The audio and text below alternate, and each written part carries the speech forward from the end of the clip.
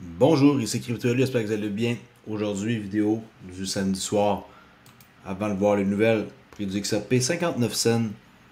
Présentement, stagne depuis environ 2 heures. Mais sinon, on a eu une popée montée quand même, hein, on le sait, depuis 7 jours. Montée, pullback, et là on redevient quasiment à la même place.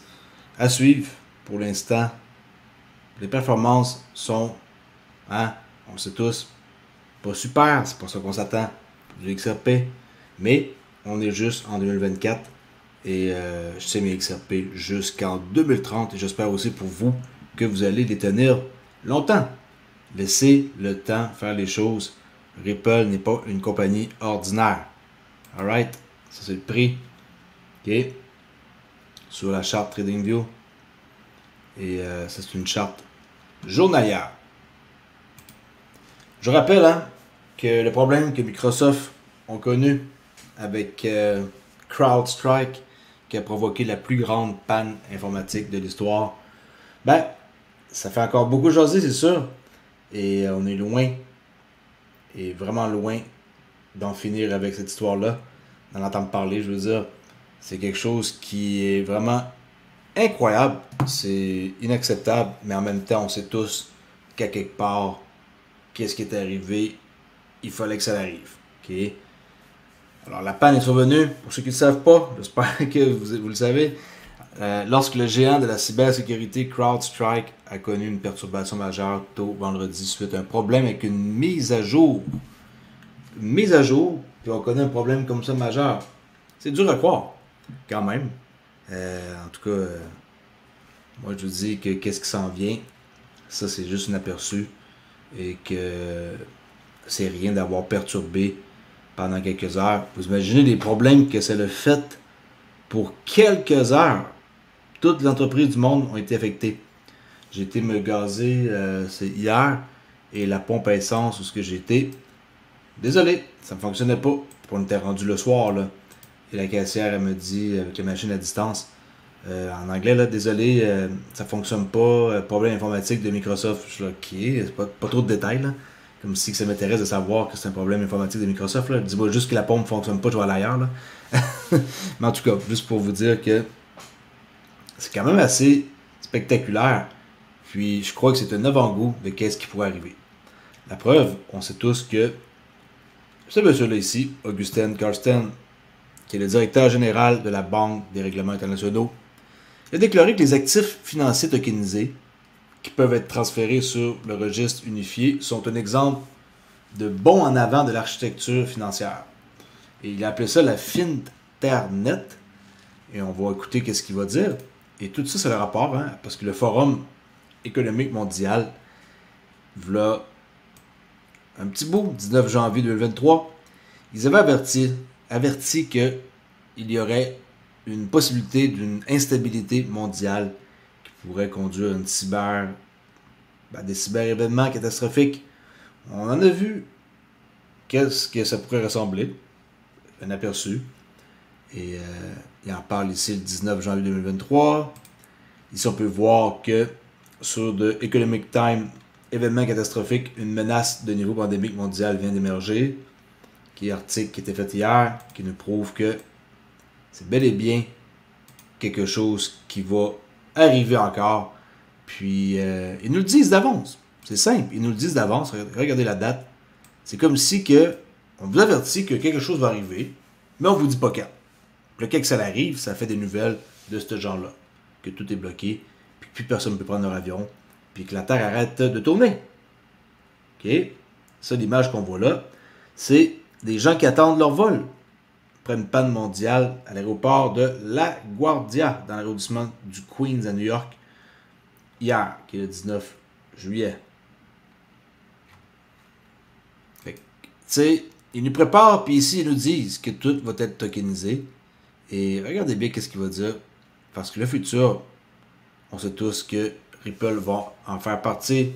Et ce monsieur-là, qu'il nomme des noms comme Finternet, okay? Financial avec Internet, Finternet, c'est lui qui a créé ce nom-là, là. C'est un mot populaire. Regardez bien ça. Favoriser le développement. Ça, c'est un extrait que j'avais pris. il y a quelques temps, mais c'est le sommet 2024 qui a eu lieu le 6 mai, 6 au 8 mai, et que j'avais réussi à traduire quand mon bot fonctionne encore. Regardez. C'est pourquoi je pense que nous avons parfois besoin de pas de géants pour repenser fondamentalement le système financier et favoriser le développement. On a besoin d'un pas de géant pour repenser le système financier. Bon, en tout cas, je ne vais pas faire de jeu de mots, mais lui, il est tout qu'un pas de géant, là. D'architecture entièrement nouvelle. Une architecture nouvelle. Cheers. Laissez-moi vous donner un exemple concret d'un pas de géant. La tokenisation est, à mon avis, une technologie ayant un potentiel de transformation pour le système financier. OK? La tokenisation, ça va être probablement la chose la plus haute qui va jamais avoir existé. Et l'opportunité, elle est là. Elle est là. Il n'y a pas juste la tokenisation. Il y a aussi une tonne de choses qui vont être nouveaux et que la plupart des gens, ils vont pas nécessairement comme s'en rendre compte ou vouloir embarquer en tant que tel dans les entreprises de blockchain. Des fois, les gens, ils veulent juste comme faire leur vie, là, puis pas investir. C'est pas parce que moi, j'ai une chaîne et que je parle de crypto et de trading que les gens veulent tous en entendre parler. On sait très bien, ma communauté, elle n'est pas très très grosse. Juste 8800 abonnés.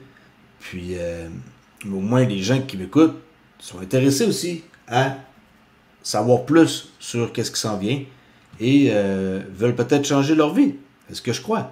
C'est pour ça que je suis là pour faire des nouvelles. Cette nouvelle-là, sur la tokenisation, c'est énorme. Les actifs numériques tokenisés contiennent à la fois les informations nécessaires pour identifier de manière unique les actifs et leurs propriétaires, ainsi que les règles et la logique régissant.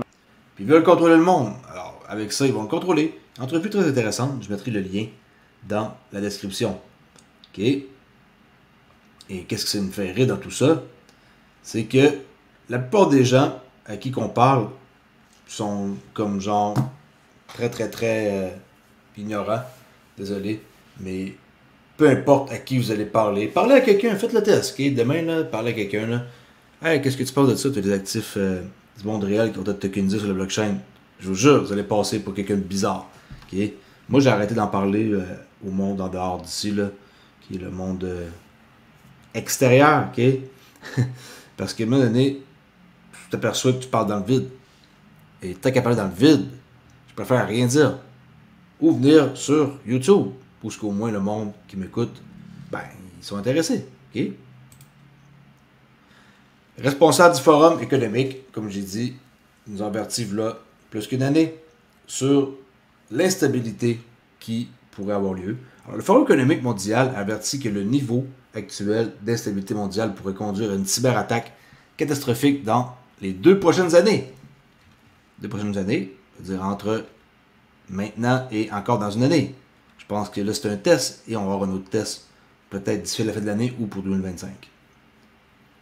C'est ce qui est déclaré responsable lors d'une conférence. La grande majorité des chefs d'entreprise, 86%, estiment qu'un tel événement est possible, a déclaré le World Economic Forum, citant une étude globale de cybersécurité Outlook Report 2023. Le rapport dit que 300 chefs d'entreprise et experts en sécurité dans le monde ont répondu. Okay.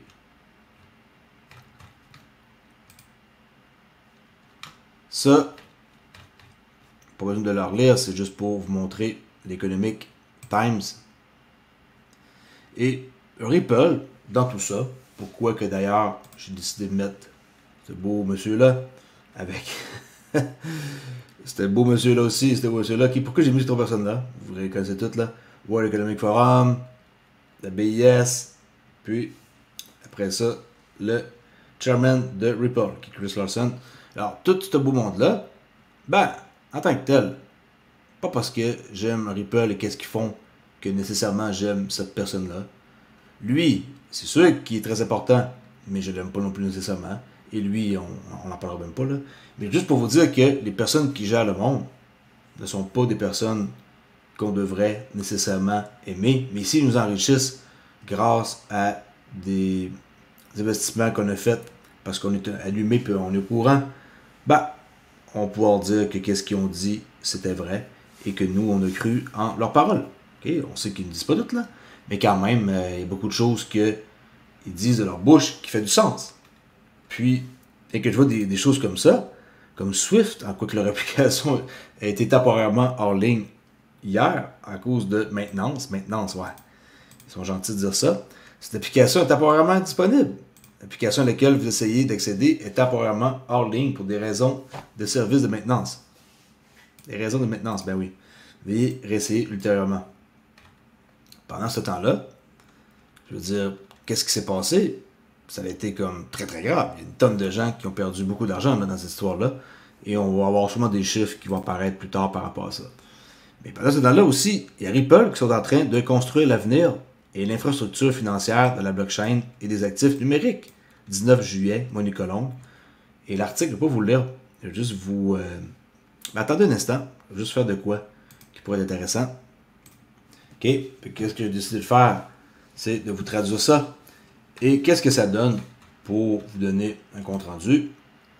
C'est que Ripple croit que la blockchain est l'avenir de l'infrastructure financière mondiale. OK?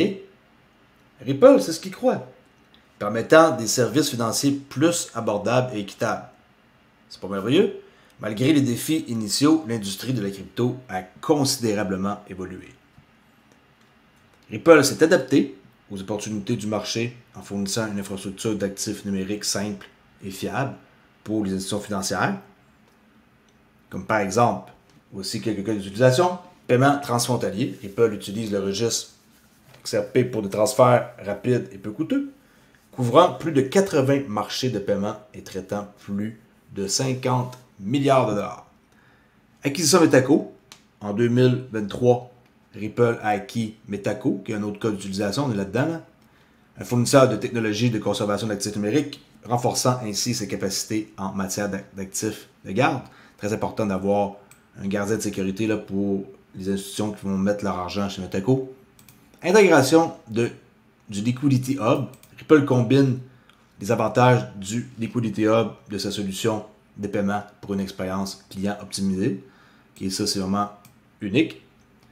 Lancement du Ripple USD, qui est le RLUSD, un stablecoin qui va être intégré à Ripple Paiement pour améliorer les paiements transfrontaliers. Et ça doit être aussi un additif au XRP. C'est pas un concurrent, ça ne va pas remplacer le XRP, ça ne va pas lui nuire. Ça, c'est l'autre cas d'utilisation. XRP Ledger, c'est une blockchain, la blockchain principale de Ripple, offrant des transactions rapides, sécurisées, puis elle supporte des outils financiers sophistiqués comme un échange décentralisé natif. On a notre propre DEX. Ensuite, côté long terme, Ripple vise à devenir le principal fournisseur d'infrastructures. Infrastructure, et notre beau monsieur ici, de quoi il nous parle au début de la vidéo. Pas de géant pour repenser fondamentalement le système financier et favoriser le développement. Repenser le système financier. Repenser le système financier avec, ils veulent devenir le principal fournisseur d'actifs, d'infrastructures d'actifs numériques pour les services financiers. Reliant la finance traditionnelle, la TradeFi, et la crypto. TradeFi, crypto, XRP, fiat. Ripple est bien placé pour fournir une infrastructure numérique complète grâce à son expérience et sa réputation dans le secteur. Et pour finir, leur objectif, c'est quoi? Ils veulent offrir des services financiers plus rapides, meilleurs et moins chers en intégrant la blockchain dans les entreprises de manière sécurisée et conforme. Si on sait qu'ils sont conformes, tellement qu'ils sont conformes, ils se font traîner en cours par la SEC, là. Quelle mascarade. En tout cas, pour ceux qui vont avoir été patients puis qui vont attendre longtemps, ils vont dire bravo, CryptoElite nous a donné XRP sur un plateau d'or, puis maintenant, j'ai été patient comme toi. Et merci beaucoup. Il y a déjà des gens qui me remercient d'avoir fait connaître cette opportunité-là, puis qui ne sont même pas encore devenus riches. Imaginez quand ils vont devenir riches, je me demande qu'est-ce que je vais faire comme party, mais en tout cas, ça risque d'être vraiment big. Bon, sur ce, n'oubliez pas de m'encourager si vous voulez et que vous n'êtes pas encore propriétaire d'une clé comme ça, Decent, votre poste biométrique, c'est pas votre clé, c'est pas votre crypto. Et juste pour vous dire que j'ai lancé hier, au lieu du 31 juillet, JAO 19 Express PM. C'est quoi ça? C'est ma date de découverte pour profiter de la session de l'après-midi de New York entre 1 et 4 heures. Le principe, c'est simple. On analyse qu'est-ce qui s'est passé dans la matinée. avec le Nasdaq et on trouve la liquidité, des heures macro avec des fair value gap et on utilise Jao Express Bar, un truc vraiment malade qui vous permet de savoir quand embarquer dans la position. Fait que si vous aimez ICT, mon mentor, un de mes mentors, et le day trading est quelque chose qui vous intéresse et que vous êtes disponible entre 1 et 4 heures de New York, sinon 6 à 10 heures de France, ben, c'est une technique où le risque-reward est très avantageux et cette façon de trader là, je vous garantis, va vous permettre de toucher des fonds de 50 000 $ avec une propre firme. Okay? Donnez-vous peut-être 6 mois à pratiquer, à vous mettre à l'aise et vous allez pouvoir avoir des fonds de 50 000 $ avec une propre firme avec laquelle je fais affaire. Tout ça pour un montant de 50 $. Fait que vous payez 50 $, vous passez un challenge, vous accédez à une firme, ils vont vous prêter de l'argent pour trader. Tout ça pour un petit 47$ par mois. Et un forum que vous allez avoir ici pour venir discuter en privé.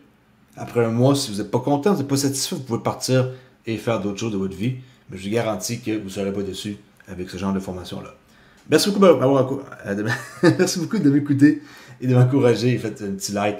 C'est toujours agréable de voir que vous soutenez ma chaîne. Merci. Ciao.